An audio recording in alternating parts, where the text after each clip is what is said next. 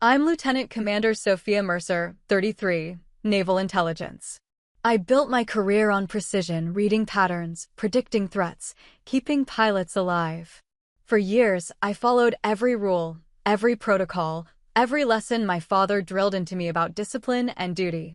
But at my comrade's funeral, when my own father whispered that my incompetence probably killed him, something in me broke, and I made a choice that changed everything. Have you ever been blamed or humiliated by someone you spent your life trying to make proud? If so, tell me your story in the comments. You're not alone. Before I get into what happened, let me know where you're tuning in from. And if you've ever had to stand your ground when everyone else doubted you, hit that like button and subscribe for more true stories about loyalty, courage, and reclaiming your worth. What happened next might surprise you. I stood at attention in the chapel at Naval Air Station Pensacola, my dress whites crisp against the humid Florida air, and watched my father across the aisle. Captain William Mercer sat with his back rigid, his service ribbons a neat rainbow against navy blue, his eyes fixed straight ahead like he was still on a bridge somewhere commanding respect. He didn't look at me. He rarely did. Not unless there was something to correct. I was 33 years old, a lieutenant commander in naval intelligence, and I still felt like that 10-year-old girl trying to fold a flag properly while he timed me with his watch. My mother had wanted me to be a teacher. She died when I was 12, and I think part of me joined the Navy just to keep her memory from fading completely under his expectations. He never said he was proud when I graduated top of my class from the Naval Academy. He said, expected. When I received my commission, he nodded once and told me the real work was just beginning. When I made lieutenant commander at 31, 2 years ahead of the average timeline, he asked why I hadn't pursued a command track instead of intelligence. That's how it had always been. Every achievement was a baseline, never a summit. The chaplain's voice droned on about service and sacrifice, but I wasn't listening. I was thinking about Ethan Vale, whose body wasn't even here yet. Lieutenant Ethan Vale, call sign Compass, 03, 29 years old, pilot in Strike Fighter Squadron 147. We'd met at flight school. I was there for intelligence training while he learned to fly F divided by a -18s. We became friends over terrible coffee in the ready room, bonded by mutual respect and the kind of unspoken loyalty you only find in people who understand what it means to put the mission first. He used to joke that I saw things before they happened. Mercer's got radar for a brain, he'd say, tapping his temple. She'll keep us alive when everyone else is guessing. Except I hadn't kept him alive. It happened during a joint exercise 3 months ago. We were operating in the South China Sea, and I'd been analyzing enemy radar patterns for 2 weeks straight. Something felt wrong. The coastal defense systems were moving in irregular patterns, repositioning faster than doctrine suggested. I flagged it in my report and recommended tactical withdrawal for the reconnaissance squadron, Ethan's squadron. The briefing room had been crowded. My father was there as part of the operational oversight team, sitting in the back with his arms crossed. I'd presented my findings clearly, without emotion, exactly as he'd taught me. Precision over feeling. Facts over fear. The mission commander, a captain I'd never worked with before, dismissed my concerns. Intelligence indicates normal defensive posturing, he said. We proceed as planned. I'd glanced back at my father. He was looking at his tablet, his face unreadable. I waited for him to speak up, to add weight to my assessment. He'd been in the Navy for 28 years. He understood tactical intelligence. He knew I didn't make recommendations lightly. He said nothing. Ethan's aircraft went down 16 hours later. The recovery teams found wreckage scattered across a rocky hillside in hostile territory, but no body. The black box data was corrupted. The official report cited enemy fire during reconnaissance operations and left it at that. My father called me into his office the next day. Not as my father, as Captain Mercer, senior officer. You hesitated, he said, standing by the window with his back to me. You presented your analysis, but you didn't fight for it. In this business, hesitation costs lives. I wanted to tell him that I'd done everything by the book, that I'd followed protocol, that command decisions weren't mine to make. Instead, I said, yes, sir. Your friend is dead because someone in that chain didn't do their job well enough. He finally turned to face me, and his eyes were cold. Figure out if that someone was you. Within 2 weeks, the rumors started. Whispers in the passageways, conversations that stopped when I entered the ready room. People said my intelligence had been incomplete, that I'd missed something critical, that my failure to push harder had cost the squadron a pilot. My peers grew distant. Officers I'd worked with for years suddenly had excuses when I suggested grabbing lunch. I kept quiet because I was bound by classification. The mission details were sealed under command authority, and there were aspects of my analysis I couldn't discuss outside of cleared channels. I couldn't defend myself without violating my security oath, so I said nothing and let them think what they wanted. The investigation lasted 8 weeks. I answered questions in sterile conference rooms, walked through my analysis methodology a dozen times, submitted to reviews of my entire service record. The lead investigator was thorough but not unkind. He told me these things took time, that the truth would come out. I wasn't sure I believed him. My father, and I stopped speaking outside of official business. When we passed each other on base, we exchanged salutes and nothing more. He never asked how I was holding up. He never acknowledged that his silence in that briefing room might have made a difference. At night, I'd lie in my quarters and replay the mission over and over. I'd done everything right. I'd identified the threat, assessed the risk, made my recommendation through proper channels. But Ethan was still dead, and I was still the one people blamed. Lieutenant Sarah Lynn, one of my junior analysts, tried to reassure me once. She was 26, fresh from training, and still believed the system worked the way they taught it in school. "They'll clear you, ma'am," she said. "Everyone knows you're good at what you do." I appreciated the sentiment, but I knew better. In the military, perception often mattered more than truth. Even if the investigation cleared me, the shadow would remain. Some people would always wonder if I'd missed something, if I'd been too cautious, if I'd let my personal connection to Ethan cloud my judgment. The irony was that my father had spent my entire life teaching me to divorce emotion from duty. "Feelings don't fly aircraft," he used to say. "Feelings don't win wars. Discipline and precision win wars." I'd learned that lesson too well.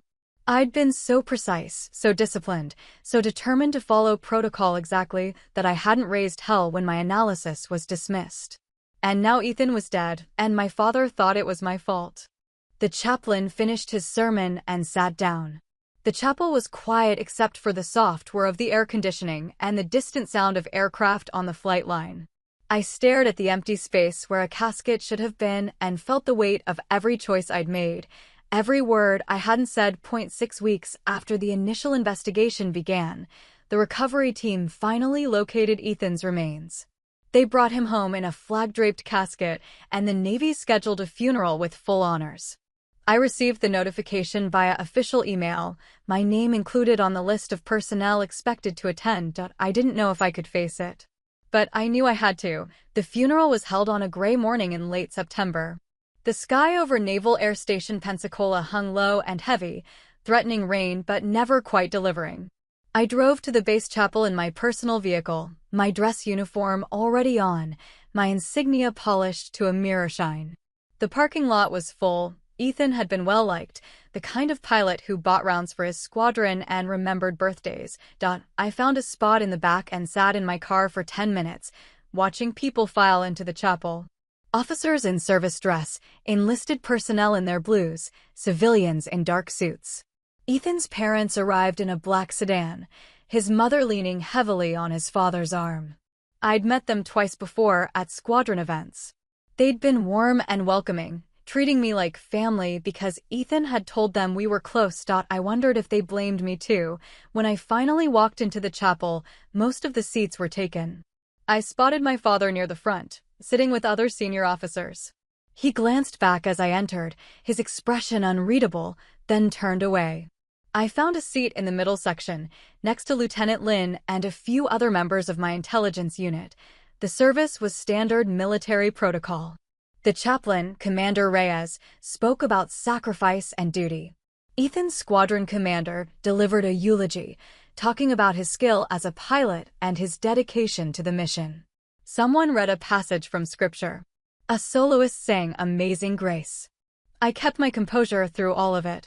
I'd learned from my father how to maintain bearing under pressure, how to lock emotions away where they couldn't interfere with duty.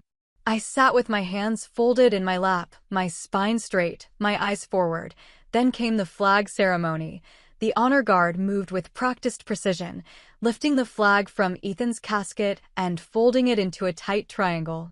Each movement was exact, reverential. I watched the flag pass from hand to hand, white gloves against red and blue fabric, and something cracked inside my chest. My father chose that moment to lean toward me. The seat next to me had remained empty, and he'd moved down the row during the ceremony. His voice was barely a whisper, meant only for me, low enough that Commander Reyes at the podium wouldn't hear. Your incompetence probably killed him. The words hit like a physical blow. I felt my breath catch, felt heat flood my face. I didn't turn to look at him. I couldn't. If I looked at him, I would break, and I couldn't break here, not in front of Ethan's parents, not in front of my peers, not with the whole base watching. I kept my eyes on the flag. Watched it fold once more, twice more. Watched the honor guard captain cradle it like something precious and irreplaceable. My father shifted back to his original seat, his message delivered. I felt something fundamental shift inside me. Not anger, anger would have been easier. This was colder than anger, more final.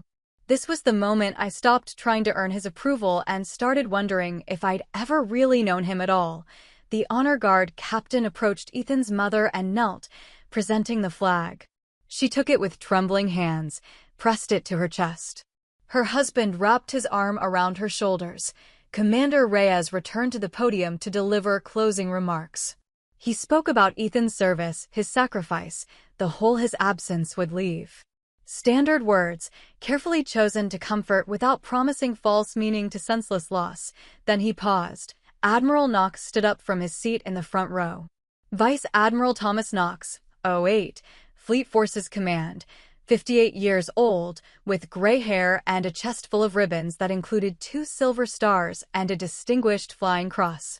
He was the kind of officer whose presence commanded immediate silence. He stepped toward the podium, and Commander Reyes yielded without question. Admiral Knox didn't look at his notes. He looked directly at the crowd, his gaze sweeping across the assembled personnel. When he spoke, his voice carried clearly through the chapel. Before we conclude, he said, I need to address something that's been weighing on me. The room went absolutely still. There have been rumors circulating about the mission that cost us Lieutenant Vale, Knox continued. Rumors about intelligence failures, about analysis that should have been stronger, about officers who didn't do their jobs properly. I felt every muscle in my body tense. Lieutenant Lynn glanced at me, her eyes wide. Around the chapel, people shifted in their seats. Admiral Knox turned slightly, his gaze finding my father in the third row. Captain Mercer, he said, his tone respectful but firm. With all due respect, sir, those rumors are not only unfounded, they're an insult to the officer who saved this mission from being a complete disaster. My father's face remained impassive, but I saw his jaw tighten. Knox turned back to the crowd. Lieutenant Commander Sophia Mercer's intelligence analysis was accurate, thorough, and delivered through proper channels with a clear recommendation for tactical adjustment. Her assessment was overridden by operational command. That was not her failure. That was ours. The chapel was so quiet I could hear my own heartbeat. Furthermore, Knox continued, Commander Mercer's subsequent actions are the only reason we have Lieutenant Vale's remains to mourn today. He turned fully toward me now, and I felt the weight of every eye in the room follow his gaze. After the crash, when official recovery efforts were suspended due to hostile territory restrictions, Commander Mercer conducted unauthorized field analysis using available intelligence assets. She identified a narrow window for extraction and provided tactical coordinates to the Special Operations Recovery Team. That team operated outside standard protocols, at significant risk, based on her guidance. My hands were shaking. I pressed them flat against my thighs. She violated standing orders, Admiral Knox said. She exceeded her authority. She put her career at risk. And, because of her actions, Ethan Vale came home. His parents have a grave to visit. His squadron has closure. That's not incompetence. That's courage. He let the words hang in the air for a long moment, then he turned back toward my father. Sir, your daughter is the only reason we have a body to mourn. I suggest we remember that. The crowd gasped, a collective intake of breath that rippled through the chapel like a wave. Officers glanced at each other. Enlisted personnel leaned forward. Ethan's mother looked up from the flag in her lap, her tear-stained face confused, but somehow lighter. My father sat frozen, his face drained of color. He looked like he'd been struck. Admiral Knox returned to his seat. Commander Reyes stepped back to the podium, fumbled for his place in the service program, and concluded the ceremony with a final prayer. I barely heard it. My mind was reeling, trying to process what had just happened. Knox had publicly commended me at a funeral, in front of senior officers, in front of my father. He'd revealed classified information, or at least the broad strokes of it, to make a point. He defended me when no one else would. The ceremony ended. The honor guard lifted Ethan's casket and carried it out to the waiting hearse. People began to stand, moving slowly toward the exits. I stayed in my seat, my legs unsteady, my thoughts scattered. Lieutenant Lin touched my arm gently. Ma'am, are you okay? I nodded, not trusting my voice. My father was already gone, disappeared into the crowd of officers filing out. I hadn't seen him leave. The reception was held in the Base Officers Club, a low building overlooking the flight line. People gathered in small clusters, speaking in hushed tones, balancing plates of food they mostly didn't eat. I stood near the windows, watching aircraft taxi in the distance, trying to process everything. Officers I hadn't spoken to in weeks suddenly found reasons to approach me. A lieutenant commander from Ethan's squadron shook my hand and thanked me for bringing him home. A captain I barely knew told me he'd always thought the rumors were garbage. Lieutenant Lin stayed close, running interference when conversations got too intense. I accepted their words with polite nods, but I felt disconnected from it all, like I was watching the scene from somewhere outside my body. Admiral Knox found me near the end of the reception.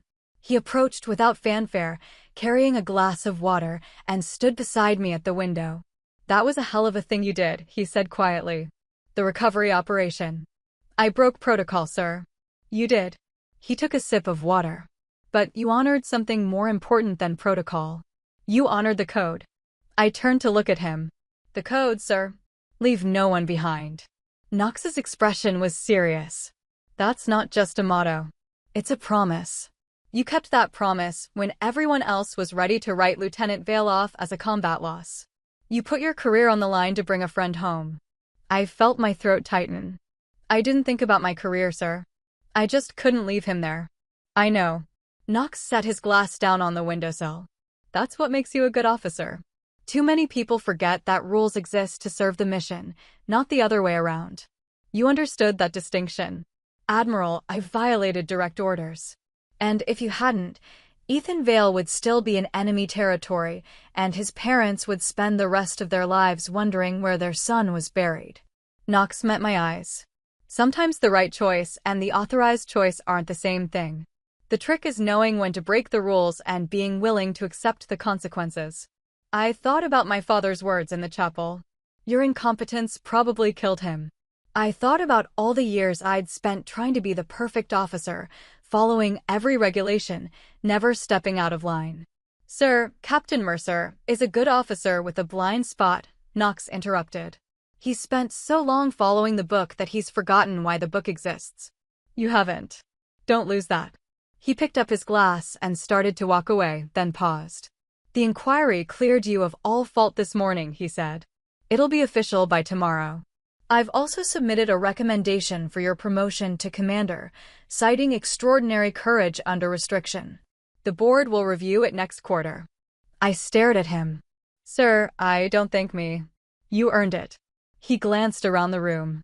Your father requested a transfer this afternoon. Cited conflict of command interest. The paperwork will process within the month. Something cold settled in my stomach. Where is he going? Naval Station Norfolk. Fleet Logistics Oversight. Knox's expression softened slightly. It's a good posting. Prestigious. But it's also 3,000 miles away. I understood.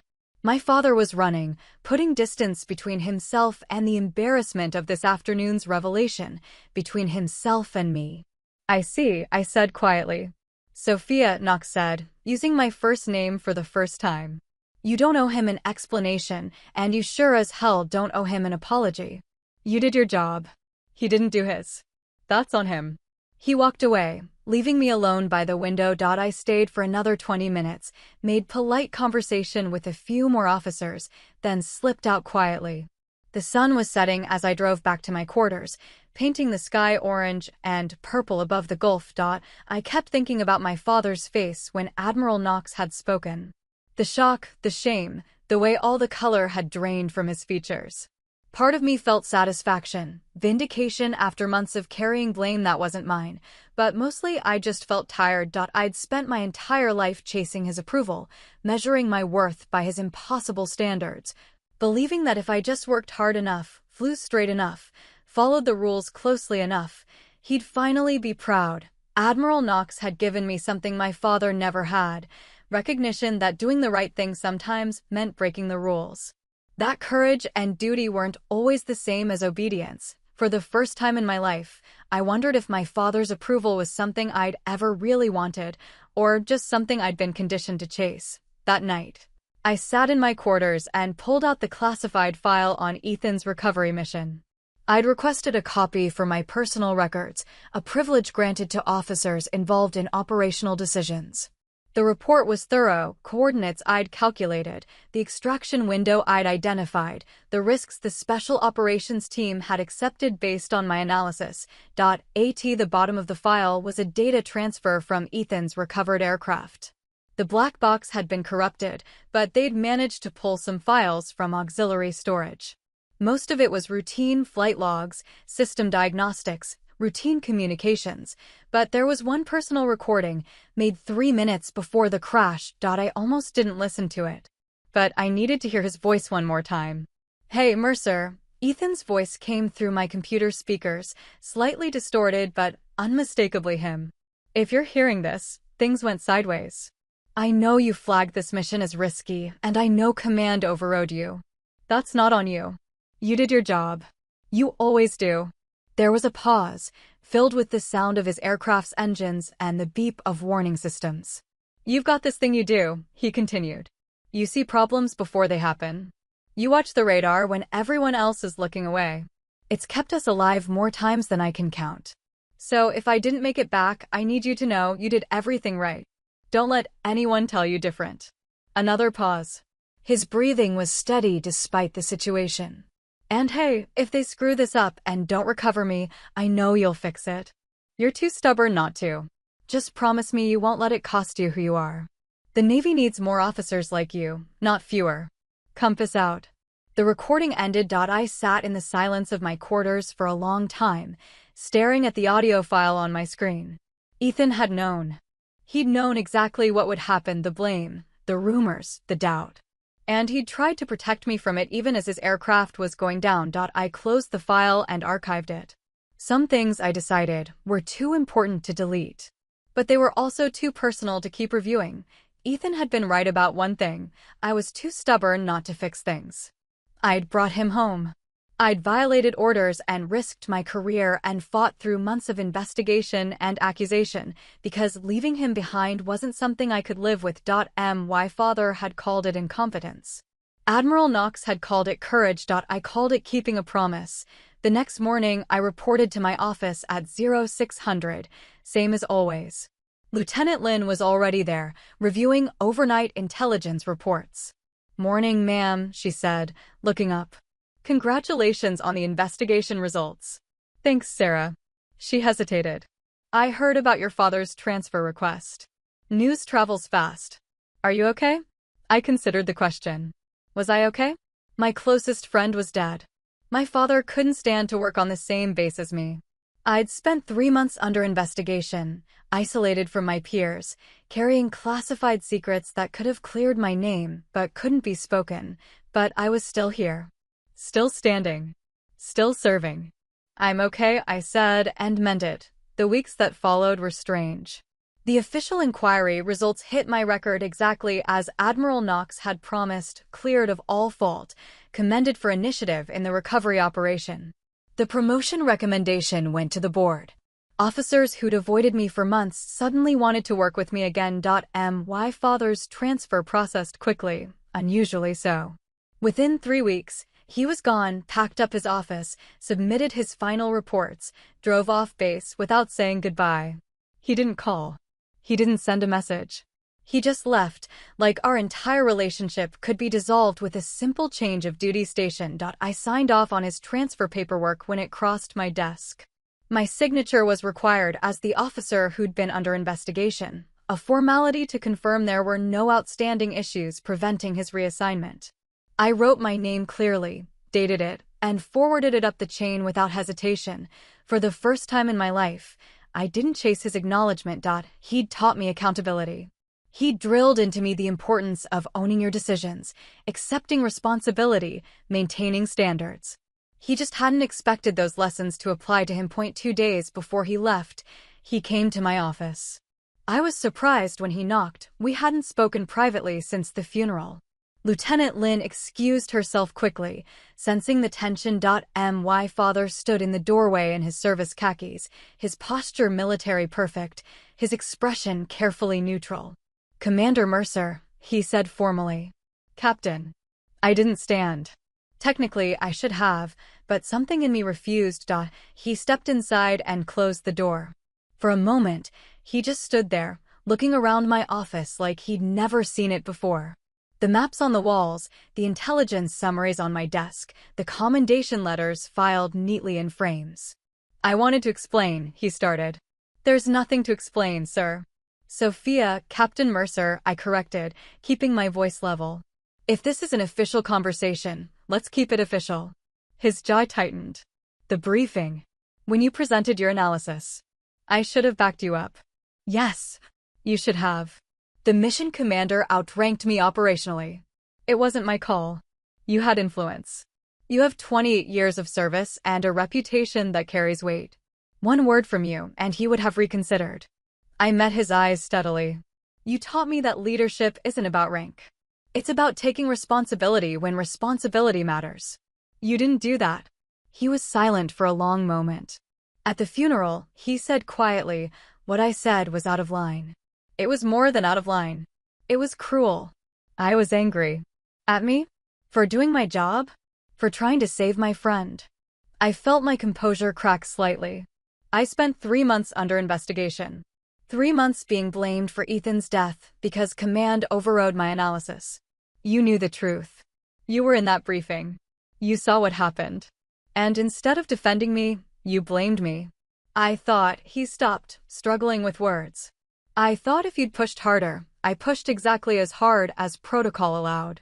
You taught me to follow protocol. You taught me to respect the chain of command.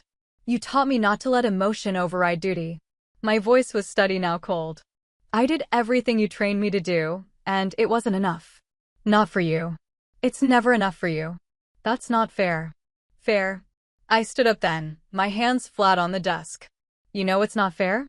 Ethan Vale dying because command ignored solid intelligence. Me being blamed for it while you stayed silent. You whispering accusations at his funeral, in front of everyone who matters.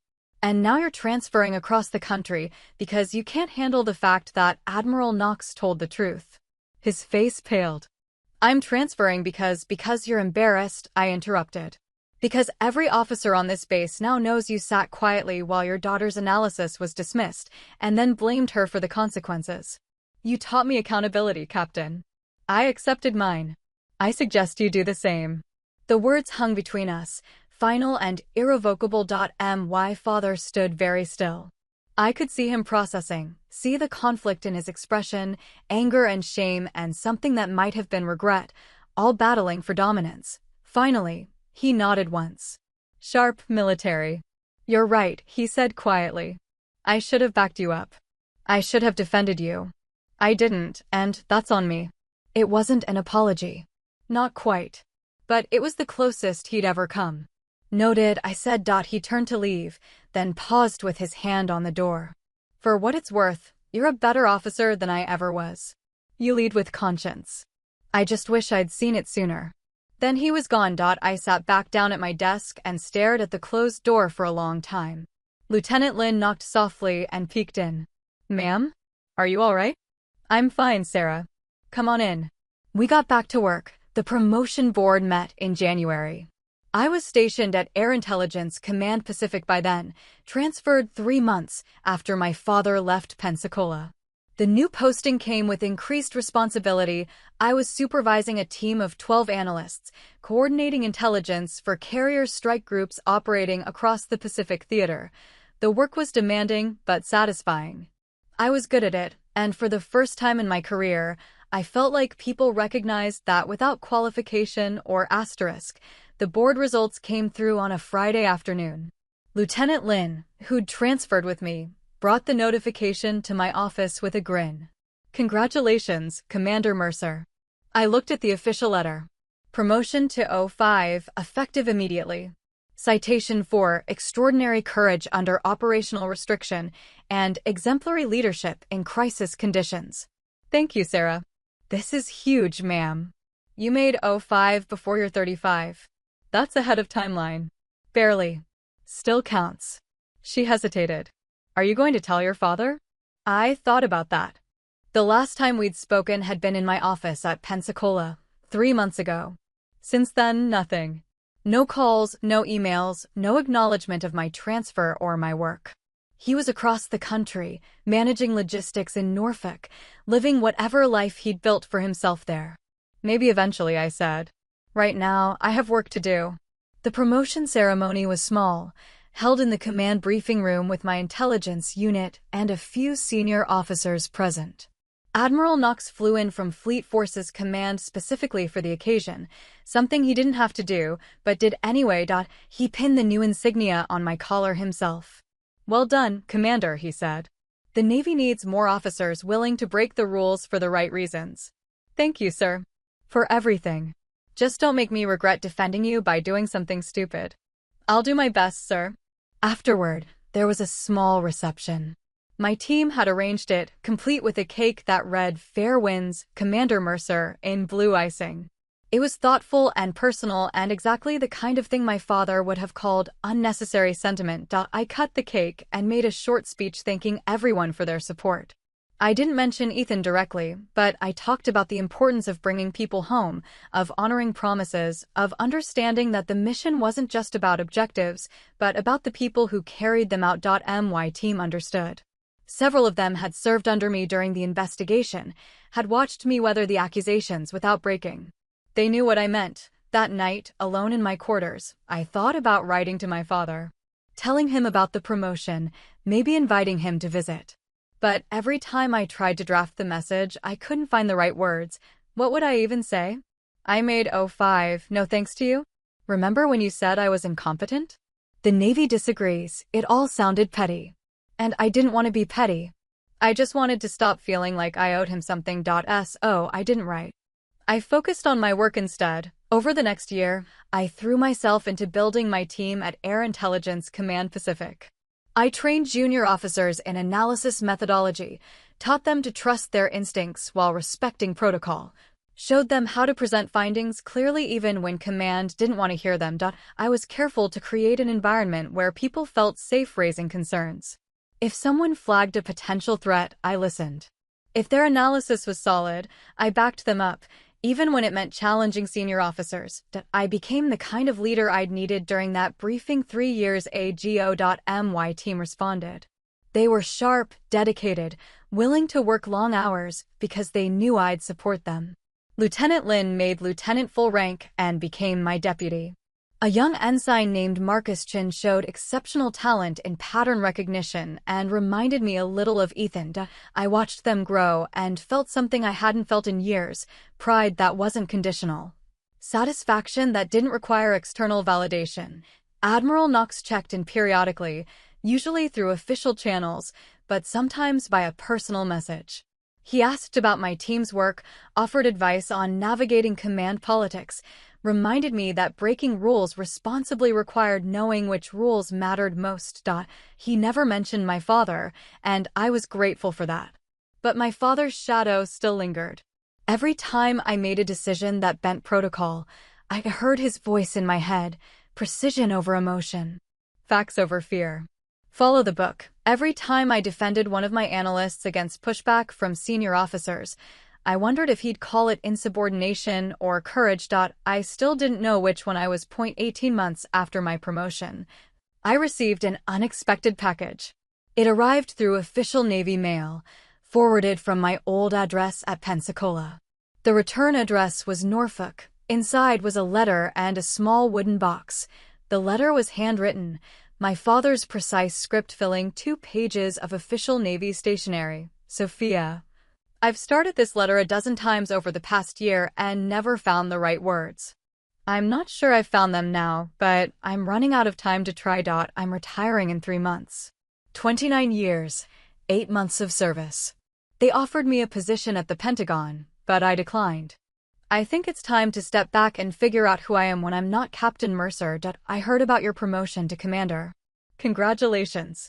I know you earned it, and I know it was in spite of me rather than because of me. The box contains something I should have given you years ago. It belonged to your mother. She wanted you to have it when you made 05. I kept it because I didn't think you'd want anything from me, but I realize now that this isn't about me. It's about her. I'm not good at this. Apologies, emotional honesty, being a father instead of a commanding officer. I spent your whole life trying to make you into the perfect sailor, and I forgot that the point was to make you into yourself. You're a better officer than I ever was. You lead with conscience and courage. You understand that rules exist to serve people, not the other way around. I taught you discipline, but you learned wisdom somewhere else. Probably from your mother. Possibly from Ethan. I was wrong about a lot of things. I was wrong to stay silent in that briefing. I was wrong to blame you at the funeral.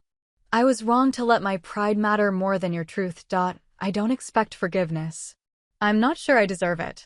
But I wanted you to know that I'm proud of the officer you became, even if I did everything possible to prevent you from becoming her. You're going to do great things, Sophia. You already have. Respectfully. Dottie set the letter down carefully and opened the wooden box. Inside was my mother's Naval Academy ring. She'd graduated in 1985. One of the early women to attend after the academy began admitting women in 1976. The ring was simple, elegant, worn smooth by years of wear.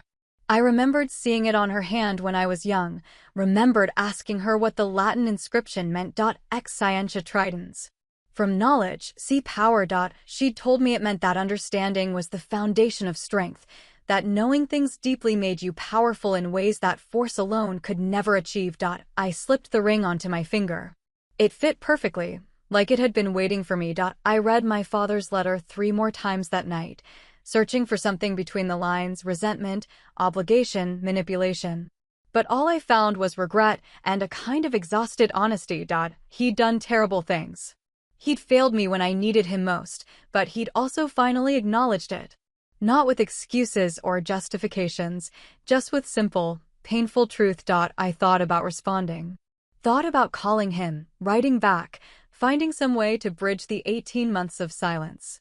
But I wasn't sure what I'd say, or if I was ready to say it. I put the letter in my desk drawer next to the file on Ethan's recovery mission, and I wore my mother's ring every day. 3 months later, I received an invitation to my father's retirement ceremony at Naval Station Norfolk. It was formal, printed on heavy cardstock, addressed to Commander Sophia Mercer. At the bottom, written in his handwriting, no obligation. I understand if you can't make it. I debated for 2 weeks. Lieutenant Lin thought I should go. He's trying, ma'am. That counts for something. Does it? I don't know. But you'll regret it if you don't find out. She was probably right. I requested leave and flew to Norfolk on a Friday in June. The ceremony was held in the base chapel, the same chapel where every major military ritual played out. I arrived early and sat in the back, watching people filter in. Officers my father had served with, enlisted personnel he'd commanded, Navy officials representing various commands. He spotted me as he entered, did a double take that was almost comical, then nodded once. I nodded back. The ceremony was standard: speeches about his service record, presentation of awards, the reading of his orders. A captain from Fleet Logistics talked about his dedication to excellence. A Rear Admiral praised his attention to detail. No one mentioned his failures. That wasn't what retirement ceremonies were for. When it was over, there was a reception at the officers' club. I stood near the buffet table with a glass of water, watching my father work the room. He was good at this, the social performance, the confident handshakes, the ability to make small talk feel meaningful.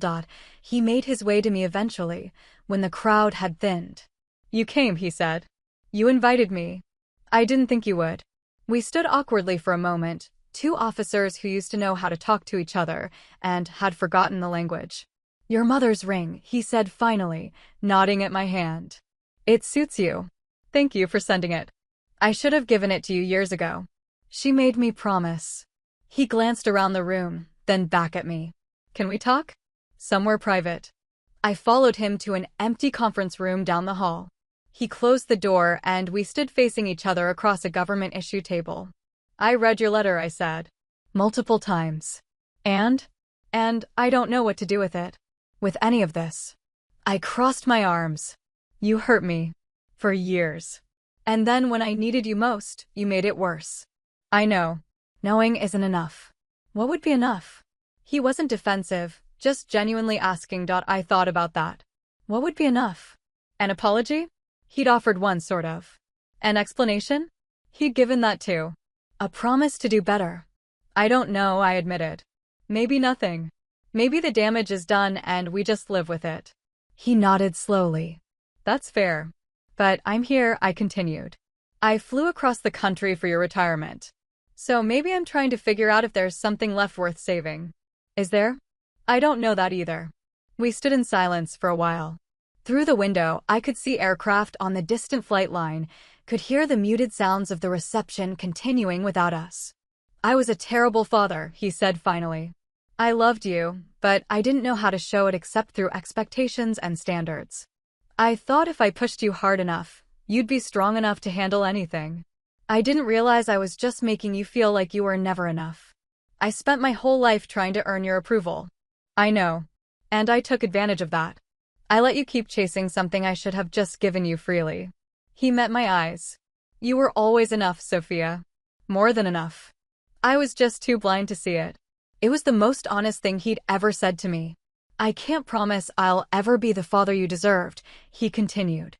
"But I'd like to try being someone you can talk to without feeling like you're being evaluated. That's going to take time. I have time now. That's the whole point of retirement." I almost smiled.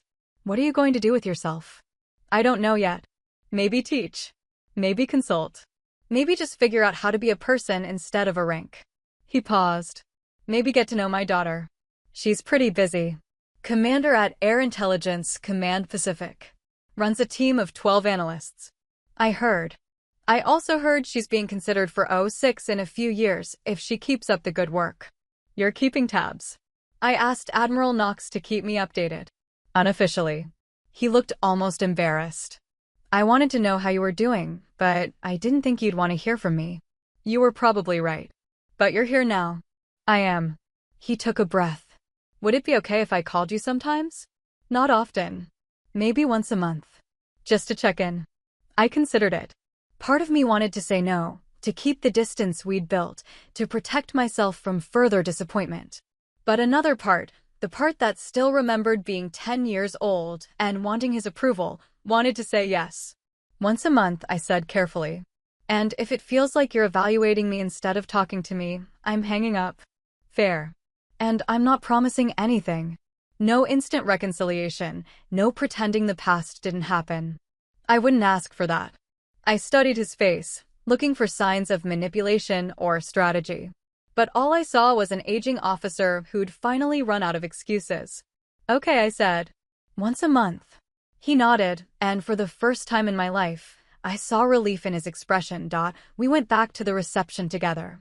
He introduced me to some of his colleagues, not as his daughter who worked in intelligence, but as Commander Mercer from Air Intelligence Command Pacific.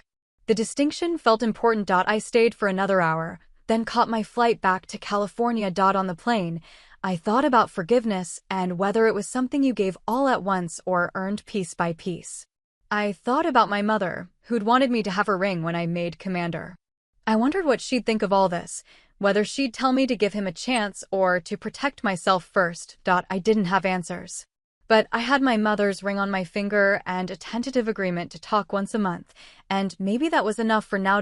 My father called 4 weeks later on a Sunday evening. Sophia? It's your dad. Is this a good time? It's fine. I'm just finishing up some paperwork. Still working on Sunday nights. Some habits are hard to break. We talked for 20 minutes about nothing important, his retirement plans, my team's recent projects, the weather in California versus Virginia. It was awkward and stilted, but it was also civil. When he started to slip into officer mode, analyzing my decisions, I gently redirected him. Dad, remember our agreement? Right. Sorry. Still learning. We both are. The second call was easier. The third easier still. By the 6th month, we'd found a rhythm, short conversations about work and life, careful questions about each other's well-being, occasional shared memories of my mother. He never asked about Ethan directly. But once he mentioned reading an article about special operations recovery missions and said, "Made me think about what you did." It was brave. I should have said that sooner. I said, "Thank you," and we moved on. It wasn't perfect. Some calls were harder than others. Sometimes I felt myself getting defensive, waiting for criticism that didn't come. Sometimes he slipped into old patterns and I had to end the conversation early, but slowly, month by month, we were building something new. Not a father-daughter relationship exactly, but a mutual respect between two officers who'd hurt each other and were trying to do better. 2 years after his retirement, he flew to California to visit. I picked him up from the airport, and the drive to base was initially quiet. "You look good," he said eventually. "Command suits you." "Thanks. Retirement suits you too. You seem lighter. Turns out there's more to life than the Navy." He smiled slightly. Took me 30 years to figure that out. I showed him around the base, introduced him to my team, let him sit in on a briefing about Pacific Theater threat assessments. He asked smart questions, but didn't try to take over. Afterward, Lieutenant Lin pulled me aside. "Your dad's not what I expected." "What did you expect?" "I don't know. Someone scarier. He seems proud of you. He's learning how to show it." That evening, we had dinner at a restaurant overlooking the ocean. We talked about his work with the Veterans Organization, about my upcoming evaluation for 06, about whether I'd ever consider taking a command position. "You'd be good at command," he said. "You have the intelligence background and the leadership skills. But you'd have to accept that you can't do everything yourself." "Is that advice or evaluation?" He paused, then smiled ruefully. "Advice. From someone who learned that lesson too late." Noted. We watched the sunset over the Pacific, the sky turning brilliant shades of orange and pink. "Your mother would be proud of you," he said quietly. "She always knew you'd be extraordinary. I just couldn't see past my own expectations to notice." I touched the ring on my finger. I think about her a lot. What she'd say about all this. She'd probably tell me I was an idiot for not supporting you sooner. She was good at cutting through my nonsense. He looked at me directly. "I miss her. Every day. But I'm grateful she gave me you, even if it took me decades to appreciate it." It was the most emotionally honest thing he'd ever said to me. "I'm glad you came," I said. "Me too." We didn't hug. We weren't there yet, might never be there. But we shared a salute across the table, formal, professional, but somehow human in a way our relationship had never been before. It wasn't reconciliation exactly. It was something more honest than that. It was two people who'd failed each other learning to try again, without promises of perfection or guarantees of success. 3 years after Ethan's funeral, I returned to Naval Air Station Pensacola for a memorial dedication. The base was building a new training center, and they'd named the intelligence wing after Lieutenant Ethan Vale. His parents were there for the ceremony, along with members of his old squadron and officers from various commands. I stood in the crowd as they unveiled the plaque, his name, his rank, his call sign, the dates of his service. The inscription read, "An officer who understood that courage means doing what's right, even when it's hard." Admiral Knox gave the dedication speech. He talked about Ethan's skill as a pilot, his dedication to his squadron, his friendship with his fellow officers. He talked about the importance of never leaving anyone behind, of honoring promises even when protocols say otherwise. He didn't mention me by name, but his eyes found mine in the crowd, and I understood. After the ceremony, Ethan's mother approached me. Mrs. Vale was in her early 60s, her hair mostly gray now, but her eyes were kind. "Commander Mercer," she said. "Thank you for bringing him home." "Mrs. Vale." I didn't know what else to say. "Admiral Knox told us what you did. How you broke the rules to find him." She took my hands in hers. "You gave us the chance to say goodbye, to have a place to visit. That's a gift we'll never stop being grateful for. He would have done the same for me." "I know. That's the kind of person he was." She squeezed my hands gently. "He talked about you all the time. Said you were the smartest officer he knew. Said you'd change the Navy someday. I'm just trying to do my job. That's what he said you'd say." She smiled through tears. "Keep doing it. Keep being the officer he believed you were." I promised I would. That night, I stood alone at the memorial after everyone else had left. The building was modern, all glass and steel, with Ethan's name etched prominently above the entrance. Intelligence officers would walk through those doors for decades, would see his name, would maybe ask someone who he was. Some would hear the official story, pilot killed in action during a reconnaissance mission. Some might hear the whole story. The intelligence that was ignored, the officer who broke the rules to bring him home, the father who whispered accusations, and the admiral who revealed the truth. Stories had a way of evolving, of becoming simplified or dramatized over time, but the truth would remain. Ethan Vale had been a good officer and a better friend, and he died doing his job. And I'd kept my promise to bring him home, no matter the cost. I touched the plaque gently, traced the engraved letters of his name. "I think I'm doing okay, Compass," I said quietly. Still watching the radar. Still keeping promises. Still learning how to break the right rules. The wind carried my words away across the flight line. I turned and walked back to my car. Tomorrow I'd fly back to California, back to my team and my responsibilities. Back to the work of being Commander Mercer, officer in naval intelligence, leader of analysts, keeper of promises. But tonight, I let myself be just Sophia, someone who'd lost a friend, disappointed a father, violated orders, and somehow come through it all still standing. I once thought silence was weakness. That speaking up, fighting back, making noise was the only way to prove strength. But I'd learned something different in the years since Ethan's funeral. Silence wasn't weakness. It was patience. It was the space where truth waited, gathering weight and evidence until the world was finally ready to hear it. And sometimes truth needed someone to fight for it, to break rules for it, to risk everything for it. I'd done that for Ethan. I'd do it again for the next person who needed it. That was the promise I kept, not to any single person, but to the idea that service meant more than following orders. It meant understanding when orders were wrong and having the courage to do what was right anyway. My father had finally learned that lesson. It had cost him his pride and his relationship with me, but he learned it. I'd learned it sooner, learned it from Ethan's death and the investigation that followed, learned it from Admiral Knox's public defense and my own decision to bring my friend home. The lesson was simple. Rules existed to serve people, not the other way around. And the best officers were the ones who understood that distinction. I drove back to my hotel, my mother's ring solid and reassuring on my finger, and thought about the young analysts I was training.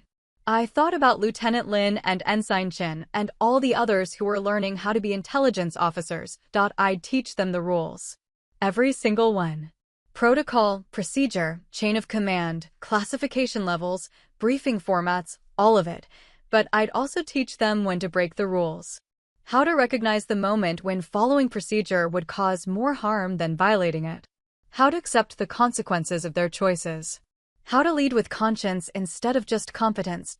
I'd teach them what my father had taught me, but also what he'd failed to teach me. I'd teach them to be officers who understood that sometimes courage looked like patience, sometimes it looked like silence, and sometimes it looked like breaking every rule in the book because a friend needed to come home.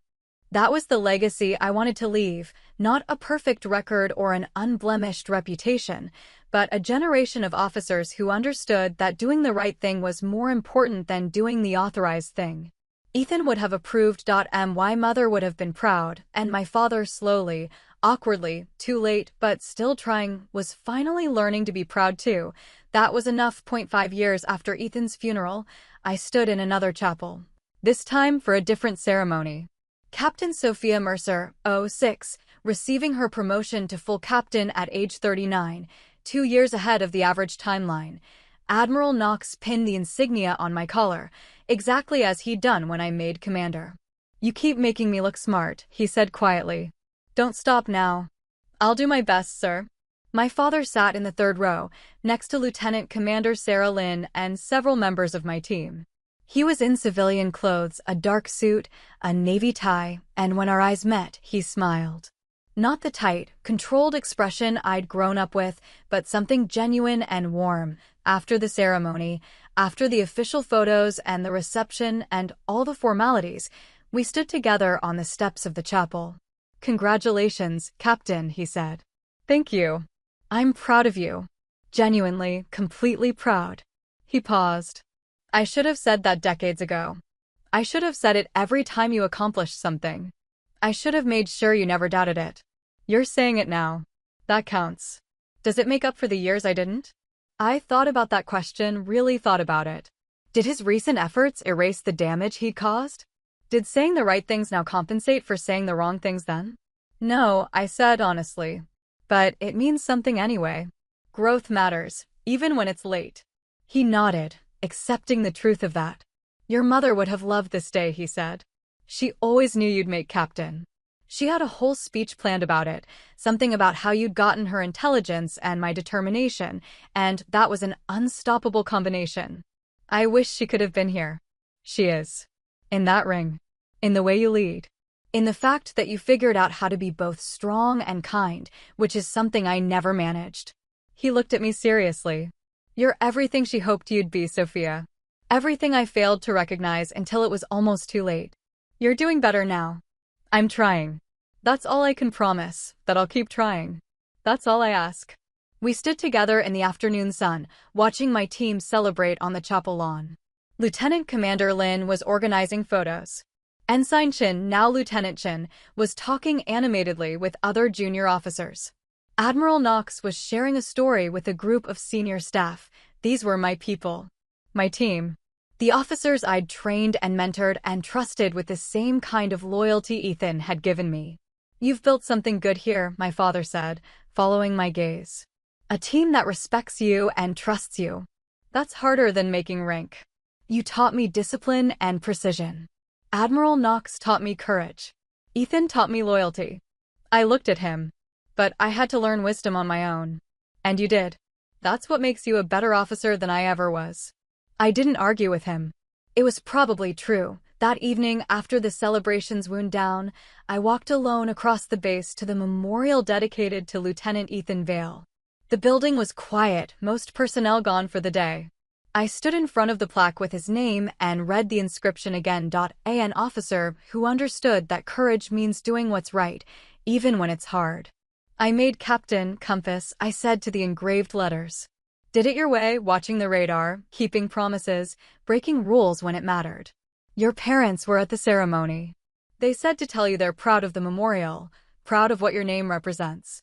The building was silent except for the hum of air conditioning and the distant sound of aircraft. "I think I finally figured out what you were trying to tell me in that last recording.